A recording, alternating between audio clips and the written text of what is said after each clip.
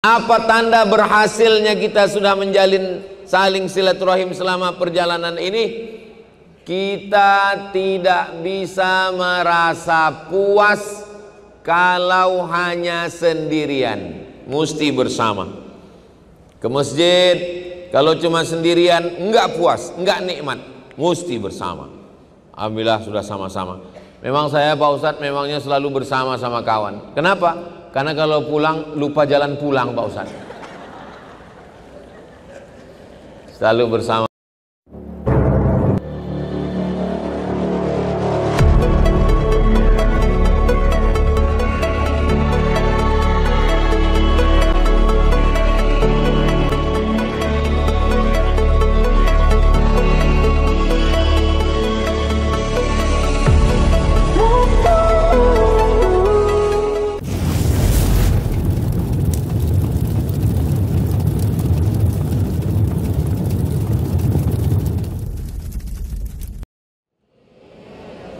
Labbaik Allahumma labbaik, labbaik la syarika laka labbaik, innal hamda wan ni'mata lak wal mulka la syarika lak. Labbaik Allahumma labbaik, labbaik la syarika laka labbaik, innal hamda wan ni'mata lak wal mulka la syarika lak.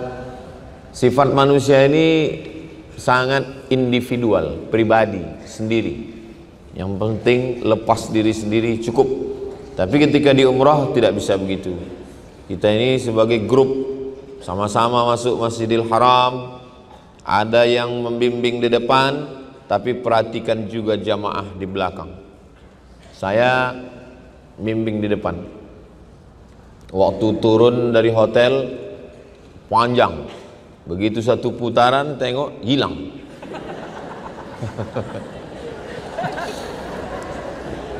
Kenapa kita kemarin tawaf itu, saya ditanya, gimana perasaan Ustadz tawaf kemarin? Gimana ya? Seperti duduk di kursi pijat. Mana duduk di kursi pijat, kan dipijat, nah gitulah rasanya tawaf kemarin. Kenapa tawaf kemarin itu luar biasa? Ada 3. Yang pertama, kebetulan kita lagi weekend, hari libur. Hari Kamis malam Jumat. Yang kedua, malam Jumat. Malam Jumat Sayyidul Ayyam. Yang ketiga, malam nisfu Sya'ban. Saya seumur-umur umrah baru itulah paling dahsyat. Berapa kali kaki saya terangkat-angkat. Ini kan kita didorong dari belakang ini, nggak bisa nahan. Orang yang di depan ini marah sama kita, dia sangka kita mendorong dia, padahal kita juga kena dorong belakang. Semua mata mereka itu, yang orang Afrika, orang itu memandangnya ke saya, karena saya yang baca doa kan. Maka begitu matanya agak tajam, saya pelankan sedikit. Allahu Akbar. Jadi rupanya berjamaah ini kita tidak lagi bisa memikirkan diri sendiri. Saya kalau diri sendiri waktu zaman kuliah dulu memikirkan diri sendiri. Datang putar paling dekat ke arah Ka'bah biar jangan terlalu putarannya, udah habis itu pergi minum air zam-zam, pergi sa'i, tahallul, selesai. Diri sendiri. Memikirkan diri sendiri. Tapi setelah kita berjamaah ini beramai-ramai, yang dipikirkan ini bukan cuman satu travel, yang dipikirkan ini adalah 1000 jamaah. Jadi kalau ditanya orang, Ustadz kesini ramai? Ya adalah beberapa orang. Berapa orang jamaahnya? 1000. Apa? Kata dia. Mudah-mudahan umrah kita diterima Allah Subhanahu wa ta'ala. Nah, apa tanda orang itu sudah bisa menyambung tali silaturahim? Yang pertama, tandanya adalah selalu memikirkan orang lain. Coba saya bertanya tapi nggak usah dijawab, dalam hati aja. Apakah kita memikirkan orang lain? Iya Pak Ustadz, saya selalu memikirkan kawan saya ini belanjanya apa aja. Kira-kira harga jilbab dia lebih murah atau lebih mahal? La yu'minu ahadukum, kamu belum beriman, hatta yuhibba li akhi, sampai kau sayang kepada saudaramu, ma yuhibbu li nafsih, sampai kamu sayang pada saudaramu seperti sayang pada diri sendiri.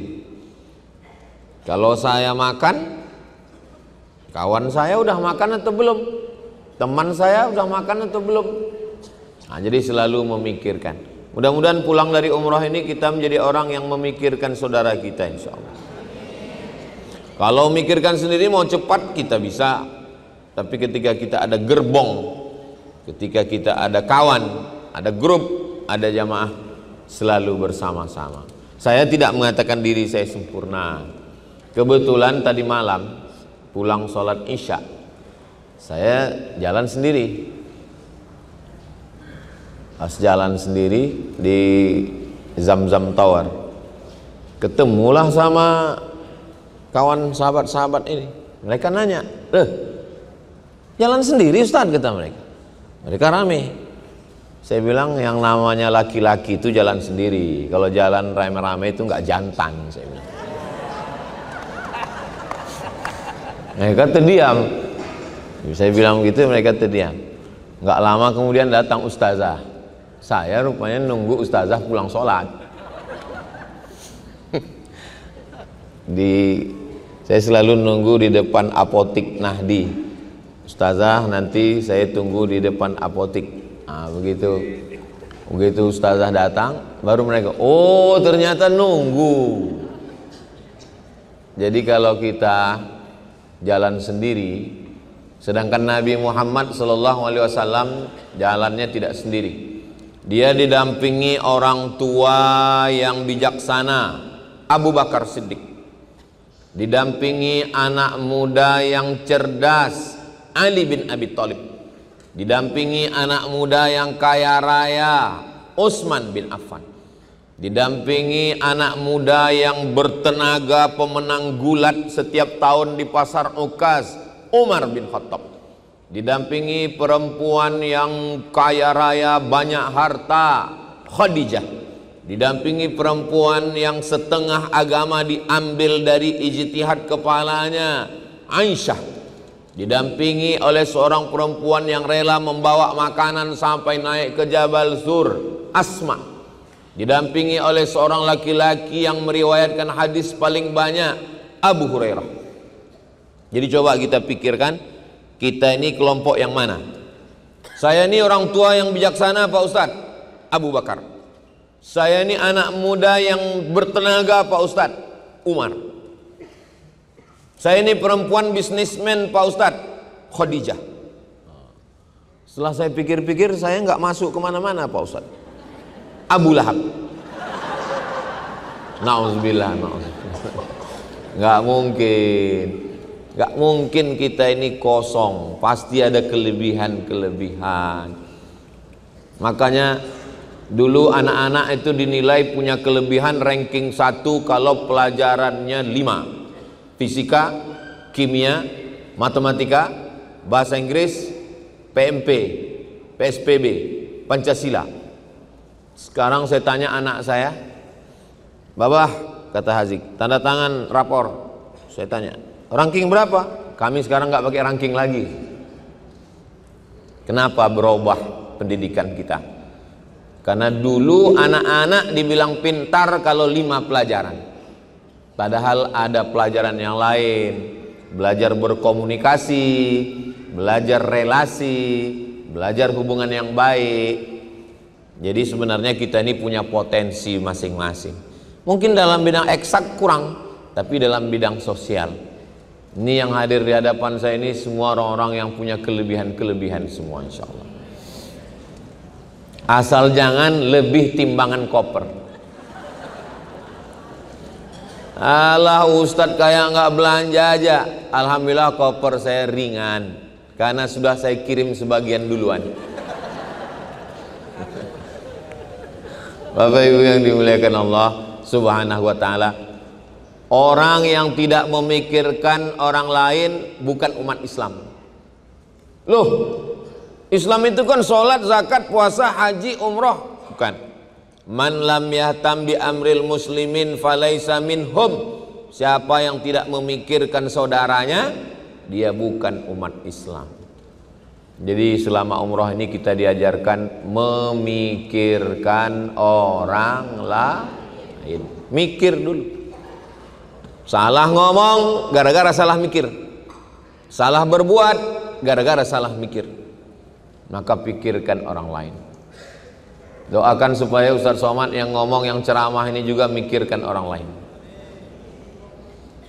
Bapak Ibu yang dimuliakan Allah Subhanahu wa taala, itu yang pertama. Yang kedua, apa tanda kita ini sudah berjamaah menjalin silaturahim? Adalah rela berkorban. Betul-betul Pak Ustadz, saya selama beberapa hari ini saya terus berkorban. Kenapa? Setiap minum teh saya terus yang bayar. Mungkin korban uang enggak, tapi korban perasaan. Perasaan apa? Perasaan menunggu. Kenapa kita belum berangkat? Semua kan udah datang, Ustadz Somad belum datang. Saya habis subuh tadi nggak tidur karena takut ketiduran terlambat. Habis subuh sarapan, siap nunggu. Duduk saya melihat jendela. Jam berapa kita berangkat? Jam 7.45 Ustadz. Oke. Kenapa belum berangkat? Jamaah belum banyak Ustadz. Maklum, datang dari tempat jauh, persiapan. Rela berkorban. Korban harta, korban duit, korban tenaga. Enggak juga ada yang bisa dikorbankan. Korban perasaan. Menunggu kawan berangkat, menunggu kawan pulang, menunggu sholat, menunggu. Kenapa lama kali tadi pulang? Itu teman saya itu Pak Ustadz, lama sekali berdoanya.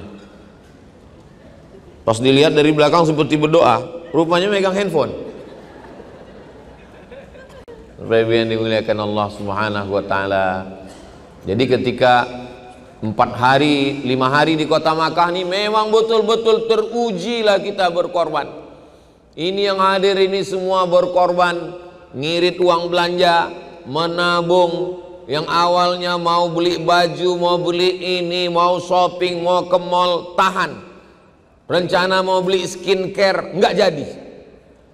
Demi apa? Untuk bisa umroh. Korban perasaan, korban belanja, korban hati. Mudah-mudahan semua pengorbanan kita ini diberikan Allah balasan kebaikan, insya Allah.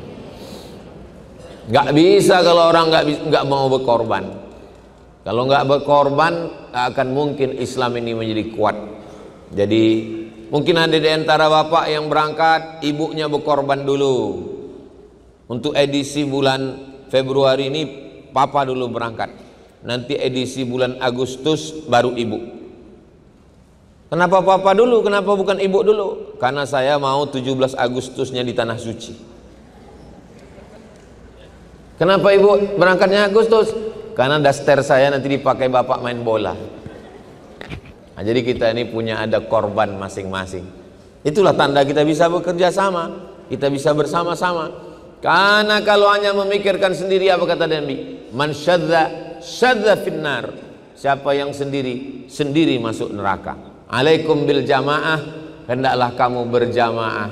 Iyakum wal furqah, jangan sampai berpecah belah. La tanaza'u, jangan kelahi. Fatabshalu, kalau kelahi kamu nanti gagal. Wa tadhhaba rihukum, kamu akan kehilangan semangat. Kelahi, sakit hati, tersinggung, kehilangan semangat. Kalau galah patah bisa disambung, kaca retak bisa direkat, hati yang sakit kemana obat akan dicari. Nah, jadi kita alhamdulillah berkorban harta, berkorban nyawa, berkorban perasaan. Ngomong kita bisa ngomong, tapi kita tahan. Apalagi ibu-ibu yang gak kuat dengar suara orang ngamuk-ngamuk, marah-marah. Setiap mendengar suara agak kuat, ketakutan. Tapi selama beberapa hari ini insya Allah pulang dari sini udah kuat. Kenapa? Udah sering kena usir polisi. Haji. Yang saya khawatirkan karena udah 4 hari di Madinah, 4 hari di Makkah, pulang nanti ke rumah, kebetulan suaminya nggak ikut, begitu pulang, haji. Yang kita ambil yang baik-baiknya aja insya Allah, amin. Nah, pertama, yang kedua, berikutnya yang ketiga, apa tanda berhasilnya kita sudah menjalin saling silaturahim selama perjalanan ini? Kita tidak bisa merasa puas kalau hanya sendirian, mesti bersama. Ke masjid kalau cuma sendirian enggak puas, enggak nikmat, mesti bersama. Alhamdulillah sudah sama-sama. Memang saya Pak Ustadz memangnya selalu bersama sama kawan. Kenapa? Karena kalau pulang lupa jalan pulang Pak Ustadz. Selalu bersama. Sebelum berangkat di mana? Saya biasanya kalau di Madinah tempatnya sama terus, biar supaya kawan-kawan mudah nyari. Itu makam Nabi. Biasanya saya di belakang makam Nabi. Di belakang Nabi. Posisi di mana? Masih seperti yang dulu, biar mudah nyari. Pakai peci warna merah, biar dicari orang mudah. Di belakang, asal di belakang makam Nabi, terus ke belakang mudah. Posisi di mana? Posisi lantai 3. Subuh tadi ditanya kawan, gimana bang? Udah sampai lantai 3? Belum, ditutup polisi pintu, gak bisa naik ke atas. Kalau di tempat kita ada polisi, mudah aja, tunjukkan SIM sama helm selesai. Di sini gak bisa. Jadi selalu gak bisa sendirian. Merasakan kepuasan nikmat beribadah kalau bersama. Kalau rasa itu ada dalam hati, alhamdulillah. Tapi kalau belum ada, kita usahakan. Mudah-mudahan dia tumbuh selama beberapa hari ini insyaallah. Amin ya rabbal alamin. Di mana-mana ada orang meninggal, ya meninggal aja begitu aja. Tapi di sini kita nggak kenal siapa yang meninggal itu. Kita tetap ikut sholat jenazah. Setiap selesai. Habis subuh sholat jenazah, habis zuhur sholat jenazah, habis maghrib sholat jenazah, habis isya sholat jenazah, ada terus. Begitulah persaudaraan. Padahal mereka orang Arab, kita Arab cemas. Kita tetap selalu bersama dengan mereka, bersama dengan ikatan la ilaha illallah Muhammadur Rasulullah sallallahu alaihi wasallam. Makan juga begitu, makan bersama, jalan bersama sampai akhirnya. Tapi matikan sendiri-sendiri Pak Ustadz. Mudah-mudahan kita semuanya husnul khatimah. Allahumma khtim lana bi husnil khatimah. Ketika merasakan nikmatnya ibadah, pasti yang kita ingat adalah orang-orang terdekat. Ingin supaya anak juga bisa sampai kemari. Mudah-mudahan anak cucu kita sampai hari kiamat sampai kemari. Ingin supaya mantu, kawan, sahabat, teman-teman sekolah, tetangga, semuanya bisa sampai ke Baitullah insyaallah. Amin ya rabbal alamin. Enggak ada di antara kita ini yang dalam hatinya cukup aku aja sampai kemari, tetanggaku jangan. Enggak ada. Ada di antara ibu bapak berpikir begitu? Ada. Saya selalu dalam hati saya, kalau bisa aku tolong, kalau nggak bisa, ya Allah berikan dia rezeki supaya dia sampai kemari. Bayangkan wajahnya. Alhamdulillah Pak Ustadz, selama 4 hari di Madinah saya sudah doakan kawan saya. Selama di Makkah ini juga udah saya doakan mudah-mudahan si Anu. Yang baik-baik, yang nggak baik saya doakan jangan sampai kemari Pak Ustadz. Jangan, nggak boleh mendoakan yang tidak baik. Ketika ibu bapak mendoakan tetangga, kawan, sahabat, jiran, sekantor, teman, sekampung, itu didoakan. Pada saat itu apa kata malaikat? Amin. Walaka misluh. Ya Allah, kabulkan doa orang ini. Jadi kalau kita doakan dia, ya Allah, teman saya, kawan saya, jiran saya, sahabat saya, sekantor saya, teman kuliah saya, teman sekolah saya, teman kampung saya, murahkan rezekinya, sampaikan dia ke Baitullah haji dan umrah. Apa kata malaikat? Amin. Kabulkan doa orang ini. Walaka misluh. Kamu dapat yang sama seperti yang kamu doakan. Yang belum mendoakan orang lain, masih ada kesempatan 2 malam lagi. Kami insya Allah pulang hari Senin, ada 2 malam lagi. Malam Ahad, malam Senin, sholat hajat, sholat tahajud. Kita doakan semua keluarga, kawan, sahabat, jiran, orang kampung, semuanya sampai ke Baitullah insya Allah. Amin ya Rabbal. Saya Pak Ustadz belum pernah mendoakan orang lain. Siapa bilang kita belum pernah mendoakan orang lain? Ibu mendoakan saya setiap subuh, bapak mendoakan saya setiap sholat. Mana doa untuk Ustadz Somad? Assalamu alayka ayyuhan nabiyyu wa rahmatullah wa barakatuh. Wassalamu alayna wa ala ibadillahis. Kira-kira kita masuk atau tidak? Masuk. Kenapa kita masuk? Itu kan yang didoakan wa ala ibadillahis sholihin. Karena kita juga masuk dalam golongan orang yang soleh. Karena selesai wudu, Allahumma ja'alni minat tawabin wa ja'alni minal mutatahhirin wa ja'alni min ibadikas sholihin. Itulah hubungan korelasi antara doa wudhu dengan sholat. Karena selesai wudhu minta jadi orang soleh. Sebelum wudhunya batal dia tetap soleh. Sampai batal pun tetap soleh. Dan setelah itu wassalamu alaina wa ala ibadillahis sholih. Yang keempat, apa tanda berhasilnya silaturahim kita selama di tanah suci ini adalah kita selalu memintakan, memohonkan kepada Allah yang terbaik. Doakan. Saya tidak minta doa yang banyak-banyak sama ibu bapak sekalian. Sama ibu, sama bapak, saya cuma minta doa satu saja, nggak banyak-banyak.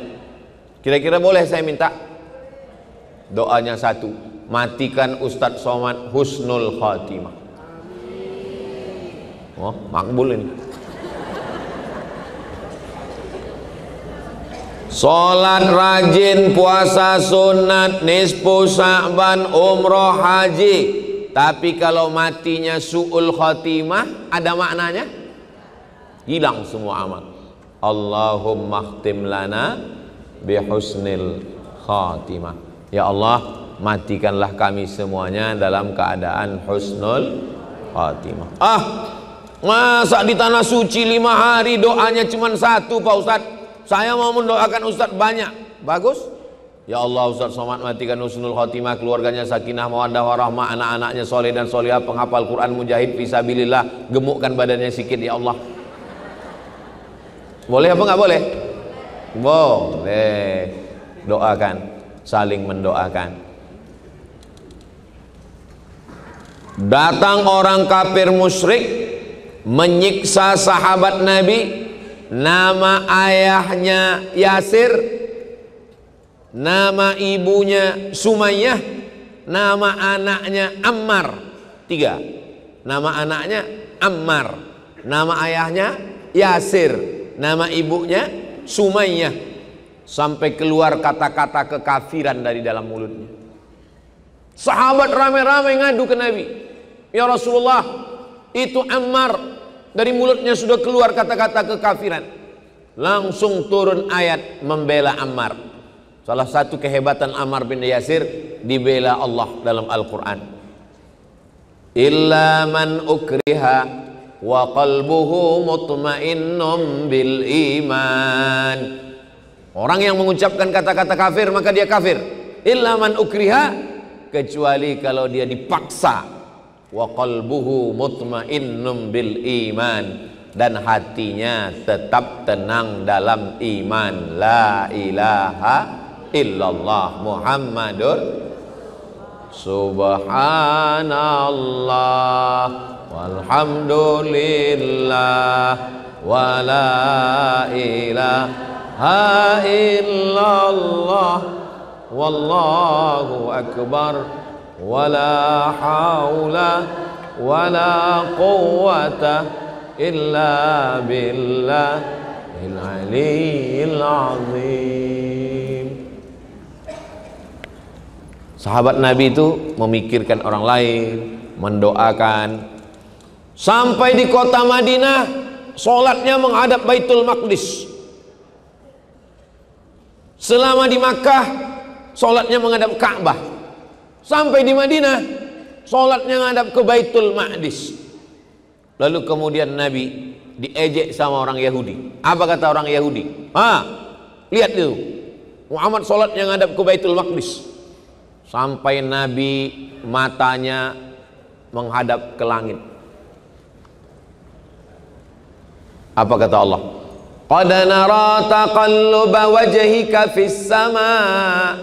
Kami melihat wajahmu menghadap ke langit. Falanwalliyannaka qiblatan tardaha. Kami akan mengalihkan arah kiblat. Itulah dia masjid yang Bapak Ibu kemarin ziarah di Madinah, namanya Masjid Qiblatain. Masjid Qiblatain, dua kiblat itu pindahnya kiblat dari Masjid Aqsa ke Masjidil Haram, dan pindahnya arah dari Masjidil Aqsa ke Masjidil Haram itu pada bulan Sya'ban. Dan sekarang kita sedang berada di bulan Februari. Kita sedang berada di bulan Sya'ban. Jadi berapa lama sholat menghadap ke Baitul Maqdis itu? Nabi hijrah pada bulan Rabiul Awal. Rabiul Akhir, Jumadil Awal, Jumadil Akhir, Rajab, Sya'ban, Ramadan, Syawal, Zulqa'dah, Zulhijjah, Muharram, Safar, Rabiul Awal, Rabiul Akhir, Jumadil Awal, Jumadil Akhir, Rajab, Sya'ban. 18 bulan, 17 bulan, tergantung cara ngitungnya, 17 atau 18 bulan ngadap ke Baitul Maqdis. Lalu ketika turun ayat fawalli wajhaka syatral masjidil haram, hadapkan wajahmu ke arah Masjidil Haram. Sahabat-sahabat datang menjumpai Nabi. Ya Rasulullah, yang mereka tanyakan apa? Apa yang mereka tanyakan? Yang mereka tanyakan, bagaimana saudara kami yang meninggal, dan waktu mereka meninggal itu sholatnya ngadap ke Masjidil Aqsa. Sekarang sudah pindah ngadapnya ke arah Masjidil Haram. Selama 18 bulan mereka sholat itu, bagaimana sholat mereka ya Rasulullah? Tengok, perhatikan bagaimana mereka memikirkan orang lain. Mereka nggak mikirkan diri mereka. Mereka bukan sibuk nanya kenapa kiblat berpindah, kenapa dulu ke sana, kenapa sekarang ke sana. Enggak. Yang mereka tanyakan, bagaimana saudara kami yang dulu menghadap ke Masjidil Aqsa, sekarang pindah ke Masjidil Haram, sholatnya bagaimana? Turun ayat, wa ma kana Allahu liyudhi'a imanahum. Allah tidak menyia-nyiakan sholat mereka. Imanahum, ayat imanahum di situ maksudnya sholatahum. Allah tidak menyia-nyiakan sholat mereka. Mereka yang dulu menghadap ke Masjidil Aqsa, sholatnya diterima Allah, dan yang ke Masjidil Haram juga diterima Allah. Tapi sekarang kita sholatnya hadap ke Masjidil Haram. Jangan sampai masuk hotel nggak ada tandanya, tiba-tiba langsung sholat. Pas salah kiblat, pas ditanya, kau tadi salah kiblat, kemanapun diterima Allah. Itu dulu. Kalau sekarang kita mesti mencari arah kiblat. Fawalli wajhaka syatral masjidil haram. Ada seorang laki-laki di depan Ka'bah. Apa kata dia? Labbaik Allahumma syubrumah, labbaik Allahumma syubrumah. Syubrumah itu siapa? Kata Nabi. Syubrumah itu saudara saya ya Rasulullah. Syubrumah nama orang, namanya Syubrumah. Saya hajikan Syubrumah, saya umrohkan Syubrumah. Kata Nabi, Syubrumah itu siapa? Syubrumah itu saudara saya. Menghajikan, mengumrohkan saudara, padahal diri sendiri belum. Lalu Nabi tanya, kamu sudah haji atau belum? Belum. Kata Nabi, nggak bisa. Hajikan dulu dirimu, baru hajikan Syubrumah. Umrohkan dulu dirimu, baru umrohkan Syubrumah. Makanya kemarin umroh yang pertama itu umroh kita.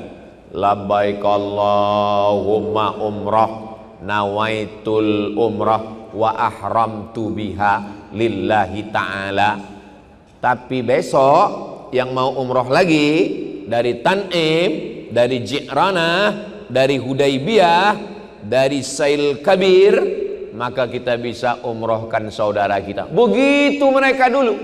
Mereka dulu mengumrohkan saudaranya sampai lupa dirinya. Orang sekarang tiap tahun umroh sampai lupa saudaranya. Kecuali yang ada di sini. Ini ingat semua. Amin ya Rabbal. Begitu cara mengobati hati yang tersinggung. Kira-kira Quran yang kita baca dengan Quran yang dibaca Nabi sama atau beda? Sama. Kira-kira kiblat tempat arah kita sholat sekarang dengan kiblat zaman Nabi sama atau beda? Sama. Nabi Muhammad yang kita sebut itu Nabi Muhammad yang dulu dengan Nabi Muhammad yang kita sebut sekarang satu atau beda? Sama. Lalu bedanya apa? Orang dulu memikirkan saudaranya, orang sekarang tidak pernah memikirkan. Termasuk tentang saudara kita yang ada di Palestina. Kita doakan itu. Bisa kirimkan duit bantuan melalui Basnas, Badan Amil Zakat Nasional. Kami di Riau buat penggalangan dana di halaman Masjid Raya An-Nur. Satu malam terkumpul 11 miliar. Kira-kira 11 miliar itu kalau dibelikan cendol, berenang sambil minum cendol. Mudah-mudahan semua yang menolong dia juga nanti akan ditolong Allah insyaallah. Wallahu fi aunil abdi. Allah akan menolong seorang hamba. Makanal abdu fi auni akhih. Selama hamba itu masih mau menolong saudaranya.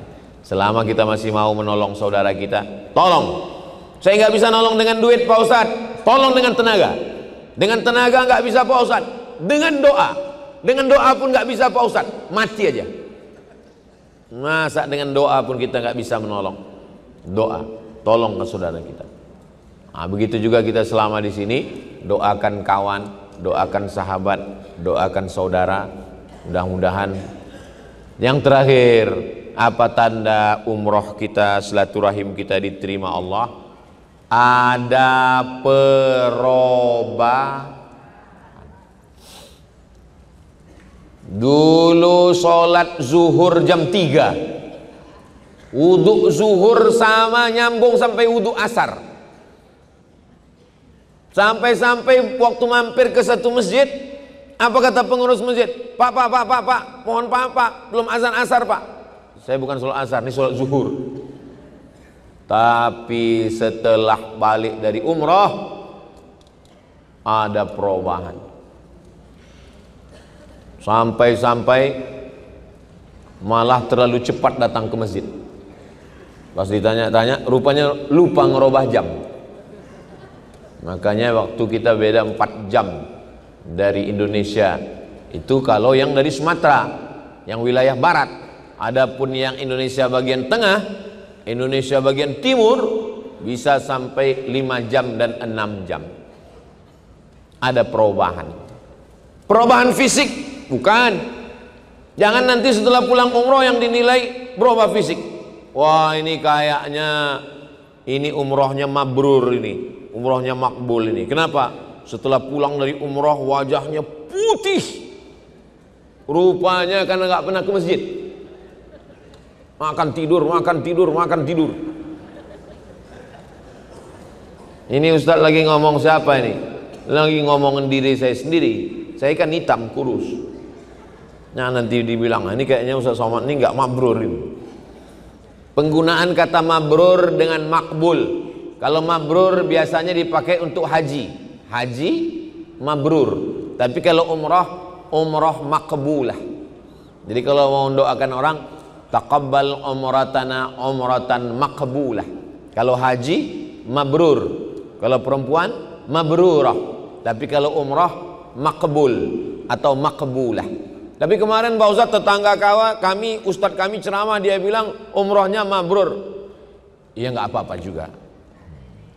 Tapi kalau yang tepatnya, karena mabrur artinya diterima menjadi amal kebaikan, makbul artinya diterima Allah Subhanahu Wa Taala. Mudah-mudahan umroh kita ini diterima Allah Subhanahu.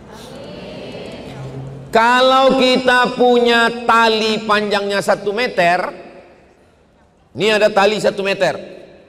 Itu tali kita pakai untuk mengukur orang atau mengukur diri kita sendiri? Mengukur diri kita sendiri. Jangan yang kita kaji ini untuk mengukur orang. Kira-kira dia udah mikirkan itu belum ya? Kira-kira dia merasa puas dengan ibadahnya kalau bersama aku belum ya? Kira-kira dia sudah mendoakan aku belum ya? Kira-kira dia sudah berubah hubungannya dengan aku? Bukan. Ini kita lagi ngaji tentang diri kita sendiri. Saya sedang berpikir, apakah saya memikirkan saudara saya? Apakah saya merasa puas? Apakah saya sudah berjamaah?